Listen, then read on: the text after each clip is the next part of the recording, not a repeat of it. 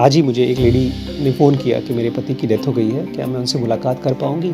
बिल्कुल कर पाएँगे। अभी हो सकता है लोगों को विश्वास ना हो कि मरने के बाद भी हम ज़िंदा रहते हैं, बट यही कॉन्सेप्ट सभी स्क्रिप्चर्स में है जो भी हम बिलीव करते हैं, कृष्ण की गीता हो चाहे बाइबल हो। ये केवल कहानियाँ नहीं हैं, ये एक ऐसा फैक्ट है जो हमको जी कर देखना पड़ेगा।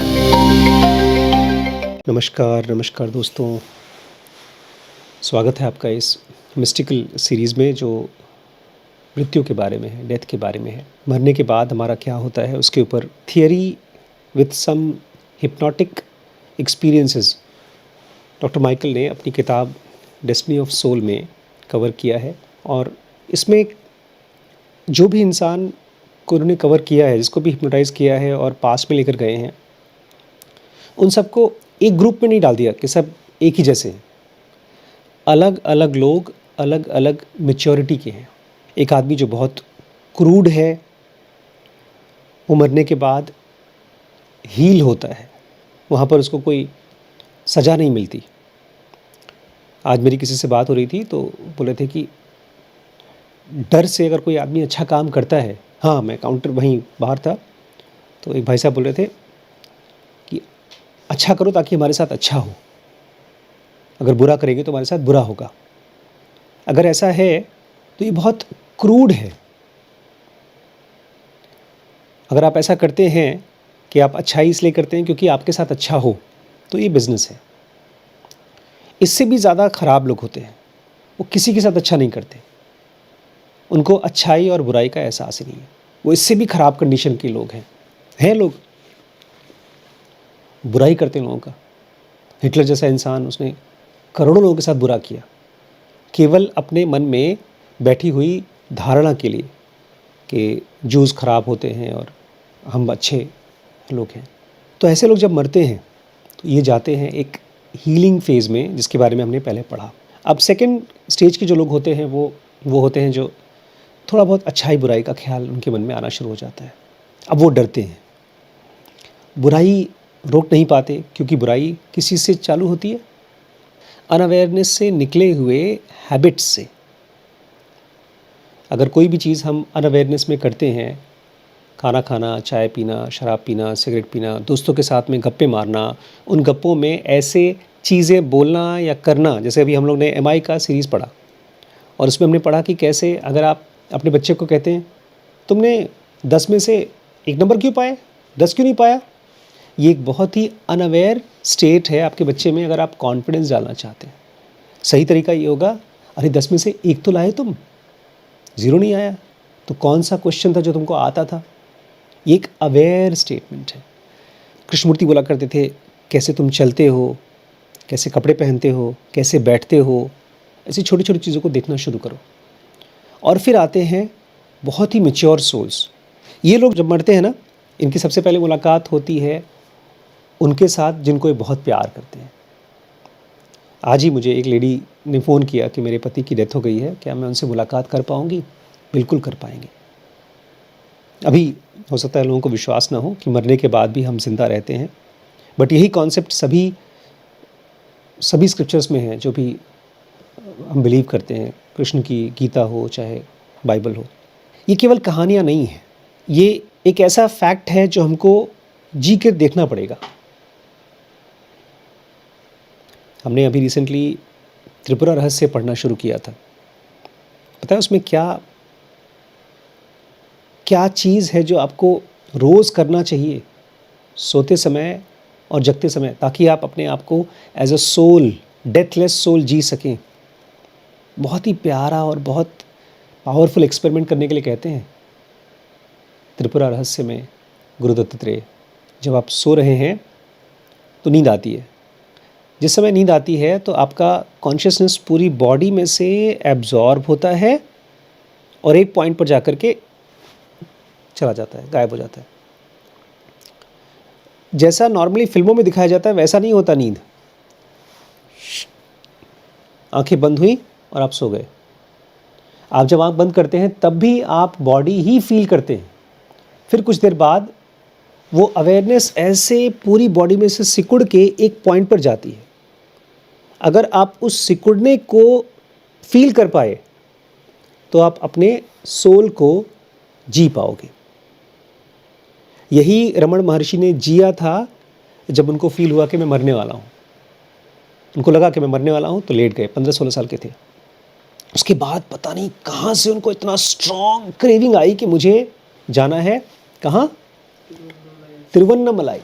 और पता है वो क्या कहते हैं, तिरुवन्नमलाई का पहाड़ क्या है, अरुणाचला उसका नाम है।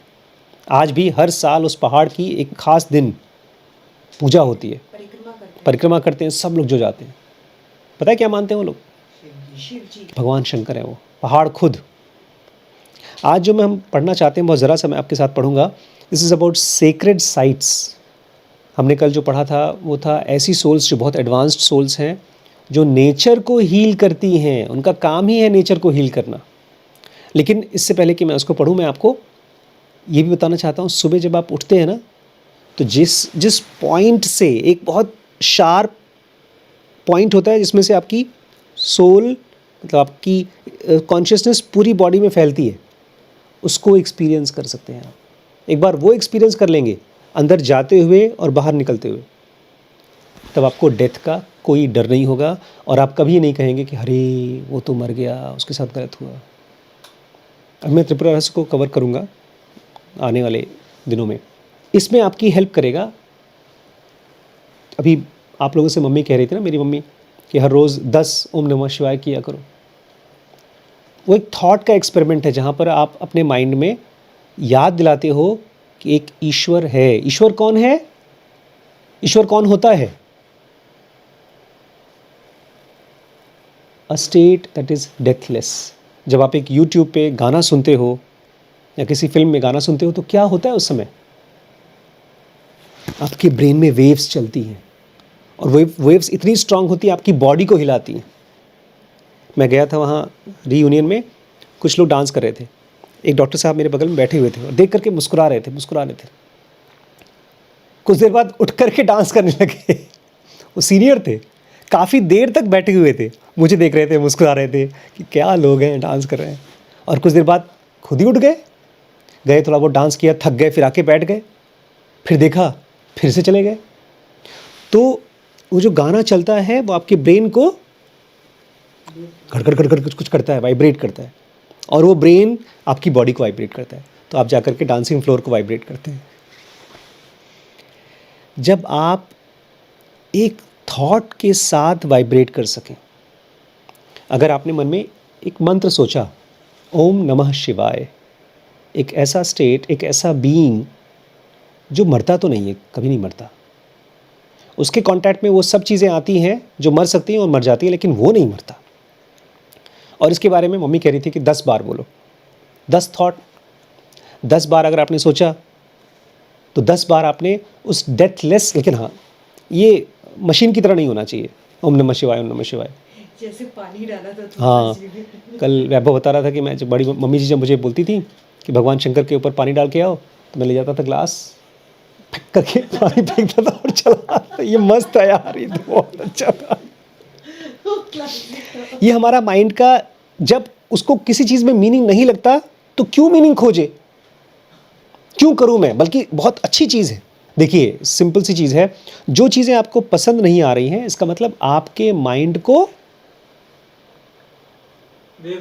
समझ नहीं आ रहा है, वेव्स नहीं क्रिएट हो रही हैं। एक अंकल है हमारे, वकील साहब, बोलते हैं मुझे साउथ फिल्में बड़ी अच्छी लगती है, बल्कि वो तो कहते हैं दिमाग ही लगाने की जरूरत नहीं, बस देखते रहो। जब भी आप किसी भी चीज़ के बारे में सोच पाएं, मुझे लगता है ज़्यादातर लोग तो साइलेंस, सेल्फ, डेथलेस के बारे में सोच भी नहीं पाते, बिकॉज ये बहुत सॉफ्ट म्यूजिक है। इसमें आपकी मदद करेगा डीप ब्रेथ्स, क्योंकि वो बहुत स्लो है, बहुत साइलेंट है, और उसमें आपको अपने thoughts, subtle thoughts between thoughts, intelligent thoughts, उसको बोलते हैं करेक्ट अवेयरनेस, हर चीज़ें अलग अलग समझ में आएंगी। मैंने बात शुरू की थी रमण महर्षि की लाइफ से, कि वो कहाँ गए थे, तिरुवन्नमलाई, और वो एक सेक्रेड स्पेस था, पूरी ज़िंदगी वो वहीं रहे। डॉक्टर माइकल न्यूटन कहते हैं, मैं अपनी इस कहानी को जब कंप्लीट करूँगा, केस नंबर 24 को, तो एक बहुत इंपॉर्टेंट चीज़ मैं आपके साथ कवर करना चाहता हूँ, और वो है सेक्रेड साइट्स। क्या ये होते हैं सीक्रेट साइट्स? डॉक्टर माइकल कहते हैं बहुत बार जब मैं उनको हिप्नोटाइज करता हूँ, वो अपने पास्ट लाइफ को देख पाते हैं, तो मुझे बाद में चिट्ठी लिखते हैं कि जो उनकी लाइफ का गोल था, उस पे पहुँच गए। अक्सर मेरे साथ भी ऐसा होता है। जब कोई मुझसे पूछता है आप क्या करते हो, तो मैं पढ़ाई से तो मैं रेडियोलॉजिस्ट हूँ, हमारा एक डायग्नोस्टिक सेंटर भी है, लेकिन मेरे पर्पज़ ऑफ लाइफ क्या है, गोल ऑफ लाइफ क्या है?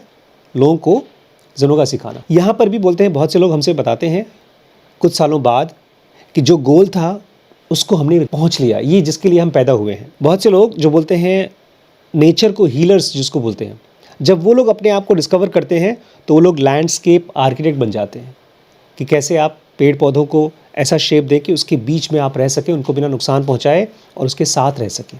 बहुत से लोग तो मिशन में घुस जाते हैं कि पेड़ मत काटो, और बहुत से छोटी छोटी गार्डन नर्सरी बना लेते हैं क्योंकि वो नेचर के हीलर्स हैं। डॉक्टर माइकल कहते हैं जब भी इस तरह का करियर काउंसलिंग मैं करता हूँ किसी को पर्पज़ ऑफ लाइफ या गोल को पाने के लिए, मुझे बड़ा अच्छा लगता है क्योंकि मैंने भी अपना करियर ऐसे ही पाया था। मैंने डॉक्टर माइकल कहते हैं मैंने अपने आप से पूछा था व्हाई एम आई हियर, मैं आखिर यहाँ हूँ किस लिए? बोलते जब मैंने स्पिरिट वर्ल्ड के बारे में हिप्नोटिज्म लोगों को करना शुरू किया तो मुझे लगता था कि लोग जानना चाहते हैं उनके सोलमेट्स के बारे में जो छोड़ के चले गए हैं, या उस दुनिया में जब जाएंगे तो कौन से गाइड उनको गाइड करेंगे। लेकिन सच पूछिए तो ज़्यादातर लोग उनसे पूछना चाहते हैं डॉक्टर माइकल से कि मैं पैदा क्यों हुआ हूँ, मेरी ज़िंदगी का पर्पज़ क्या है, ये ज़्यादातर लोग पूछते हैं। इससे पहले कि हम लोग नेचर एनवायरनमेंट के सब्जेक्ट को छोड़ें, डॉक्टर माइकल कहते हैं मैं आपको थोड़ा सा सेक्रेड साइट्स के बारे में कुछ कहना चाहता हूँ। सेक्रेड साइट्स मतलब वो साइट्स जहाँ पर लोग जाने के बाद स्पेशल फील करते हैं, भगवत्ता डिवाइन को फील करते हैं। बहुत से रिसर्चर्स हैं जो बोलते हैं कहीं कहीं खास जगह पर वो ऐसी जगह होती है जहाँ intense pulse of magnetic energy है। हाथ में जब आप फील करेंगे तो पल्स फील होती है। ऐसी जगहों पे मैग्नेटिक एनर्जी की फीलिंग आती है। पिछले चैप्टर में डॉक्टर माइकल ने बात की थी धरती के चारों तरफ एक वाइब्रेशनल एनर्जी के बारे में। ये बॉडी है, इस बॉडी के अंदर में सबसे इंपॉर्टेंट ऑर्गन कौन सा माना जाता है? हार्ट से भी इंपॉर्टेंट। ब्रेन। देखा जाए तो हार्ट और ब्रेन दोनों इक्वली इंपॉर्टेंट है, एक भी गया तो दो आदमी गया। लेकिन बड़ी खास बात है यार, इतने ऑर्गन हैं, एक भी ऑर्गन को जरा सा भी चोट लग गई, उससे भी ज़्यादा इंपॉर्टेंट हार्ट और ब्रेन है। क्या धरती का भी अपना हार्ट और ब्रेन होगा? क्या धरती की भी नसें निकलती होंगी? क्या धरती के स्किन होगी? तो कौन सा ऑर्गन को आप हार्ट बोलेंगे? कैसे आप धरती की पल्स को फील करेंगे? और कैसे आप धरती के मैग्नेटिक एनर्जी फील्ड्स को फील कर पाएंगे? ये सवाल है। बोलते हैं ऐसे कई लोगों को पता है, सेक्रेड साइट्स बोलते हैं उसको। जैसे सिडोना में स्टोन्स पाए जाते हैं, एरिज़ोना में, वो एक बहुत स्पेशल सेक्रेड साइट है। माचू पिशू इन पेरू में एक जगह है माचू पिशू, और ऑस्ट्रेलिया में आयर्स रॉक के बारे में कह रहे हैं। जो लोग भी इन जगहों पे जाते हैं उनको एक हाइटेंड अवेयरनेस की फीलिंग आती है, एक फिजिकल वेलबींग की, एक ठीक होने की, एक हेल्दी होने की। ऐसी ही फीलिंग बड़ी मम्मी को हुई थी जब वो रमण आश्रम गई थी। डॉक्टर माइकल कहते हैं कि हमारे प्लैनेट के चारों तरफ एक मैग्नेटिक फील्ड है, वो हमको फिजिकली और स्पिरिचुअली कनेक्ट करता है, टच करता है, इन्फ्लुएंस करता है, और उसका स्पिरिट वर्ल्ड से भी ताल्लुक़ है। बोलते मेरे जो क्लाइंट्स हैं वो बोलते हैं उस दुनिया में हम ग्रुप्स में होते हैं, क्लस्टर ग्रुप्स में, और जहाँ रहते हैं वो नॉन सॉलिड बाउंड्रीज़ की जगह है, लेकिन फिर भी लोग रहते हैं। देखा जाए तो धरती पर भी कोई फिजिकल बाउंड्री तो है नहीं, पूरा का पूरा पानी है और लैंड है। फिजिकल बाउंड्रीज तो हमने क्रिएट किए हैं। ऐसे वहाँ पर भी नॉन फिजिकल बाउंड्रीज़ की एनर्जी एरियाज़ हैं जहाँ पर लोग रहते हैं। धरती के चारों तरफ ले लाइंस होती हैं, ये इनविजिबल लाइंस होती हैं जो बहुत पुराने ज़माने में मानते हैं कि स्पेशल एंशिएंट स्पिरिचुअल प्लेसेस को कनेक्ट करती हैं। ऐसा बहुत बार होता है जब भी श्रीश के स्कूल, पुराने वाले स्कूल में हम जाते हैं तो बड़ा अच्छा सा लगता है। कृष्णमूर्ति फाउंडेशन में एक स्पेशल साइट थी जिस पे कृष्णमूर्ति ने कहा था मुझे यही जगह चाहिए। पता है क्यों? कृष्णमूर्ति ने वही जगह क्यों चूज़ किया था अपने स्कूल के लिए? क्योंकि वहाँ मैग्नेटिक फील्ड में फील हुई होगी। एक तो मैग्नेटिक फील्ड फील हुई होगी, वहाँ से बुद्धा गए थे पास करके, तो अच्छा जब वो हाँ सारनाथ गए थे तो उसी रास्ते से निकले थे। बताया था आपने। उस एरिया में बहुत बड़ा एरिया था, वहीं पर बुद्धा। और बुद्धा वहाँ पर क्यों गए थे? शायद उनके भी पहले कोई ऐसे मास्टर वहाँ पर गए हों। शायद ये सारे के सारे मास्टर्स धरती से सीख रहे हों। शायद धरती जिसके ऊपर हम खेल कूद रहे हैं, जिंदा हैं, जिंदा हो और हमको भी सिखा सके। शायद ये वो प्लेसेस हैं जो हमारी अनकॉन्शियस थॉट्स को हटा करके हमारी अवेयरनेस को बढ़ा पाती हैं। तो ये बहुत इंपॉर्टेंट नॉलेज है, नॉलेज ऑफ वॉर्टेक्स, वो स्पेशल पॉइंट्स धरती के। जैसे नहीं, आप अगर डॉक्टर बनना चाहते हैं तो उंगली के डॉक्टर नहीं बनेंगे, बाल के डॉक्टर नहीं बनेंगे, किसके बनेंगे? तो आँख के बनेंगे, क्योंकि इसकी प्रॉब्लम ज़्यादा है। ईएनटी के बनेंगे, हार्ट के बनेंगे। ऐसे ही धरती पर भी अगर आप किसी स्पेशल जगह को जानना चाहते हैं तो आप उससे आपको हेल्प होगी। उन वॉर्टेक्सेस को जानिए जहाँ पर स्पेशल एनर्जीज़ हैं। सिखों के गुरु थे गुरु गोविंद सिंह जी। उनका एक तपस्या का जगह था वहाँ पहाड़ों में, केदारनाथ के पास। क्या जगह का नाम था? हेमकुंड साहिब। हेमकुंड हेमकुंड। हेमकुंड इतनी ठंड है कि वहाँ पर कोई रहता नहीं है, लेकिन वो वहाँ गए थे और कितना टाइम रहे थे? तपस्या करी थी उन्होंने। इसमें लिखा नहीं है, इसको हम लोग और पढ़ेंगे। ये वो लोग हैं जो अपनी बॉडी के बियॉन्ड फील कर पाते हैं। ये गए नहीं थे। हम्म। लिखा है, गुरु Govind Singh ji didn't visit Hemkund Sahib as a 10th guru, rather he meditated there in previous life, as mentioned in as hermit और दष्ट दमन, उनकी ऑटोबायोग्राफी में लिखा है। अरे बाप रे! अपनी प्रीवियस लाइफ में वहाँ गए थे हेमकुंड साहिब। वहाँ मेडिटेशन किया था उन्होंने। गुरु गोविंद सिंह जी ने पिछले जन्म में वहाँ पर ध्यान किया था और उसके बाद नेक्स्ट लाइफ। ध्यान किया, मेरे को बस ये पता था कि गुरु उन्होंने मेडिटेशन किया तो इस जन्म में जाकर के उसको रिलोकेट किया होगा, उन्होंने आइडेंटिफाई किया होगा कि ये वॉर्टेक्स पॉइंट है धरती का। बहुत लोग जाते हैं अब तो वहाँ पर हेमकुंड साहिब। नहा भी रहे लोग वहाँ पर। बद्रीनाथ भी तो वहीं है पास में। Hemkund was identified by Sant Sohan Singh, a Sikh missionary and scholar who inspired by description of the Sam Granth. In fact Badrinath भी तो ऐसी जगह बद्रीनाथ भी ऐसी जगह है। जो लोग जाके वहाँ वो बद- बद्रीनाथ में एक हॉट स्प्रिंग है, उसमें खाना डाल दो गर्म हो जाता है, चावल पक के निकलते हैं, आप चावल उसमें भाप निकलता रहता है उसमें से। उसमें से पानी में से भाप निकलता है। नीचे जो ये मंदिर है, सामने एक तालाब टाइप का मंदिर है, के सामने ही कुंड है।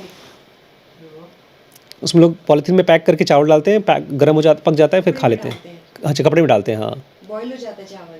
देखिए, मैं आपसे ये नहीं कहूँगा कि ब्लाइंडली आप किसी भी जगह को सेक्रेट मान लीजिए, लेकिन एक चीज़ मैं करना चाहूँगा आप लोगों से, कहूँगा करने के लिए, जो सिद्धांत अक्सर करता है। वो जब भी स्पेशल इन जगहों पे जाता है कोई टेंपल में, उन जगहों को फील करने की कोशिश करता है। हम लोग सोचते हैं अरे यार क्या पका रहे हैं यहाँ पर, भीड़ भड़के में आ गए हैं, लेकिन इतने सालों से इतने लोग वहाँ पर अट्रैक्ट हो रहे हैं, या तो खाली न्यूज़ से हो रहे हैं या उस जगह की कोई बहुत स्ट्रॉन्ग वैल्यू है। तो लेट्स फील द प्लेसेस।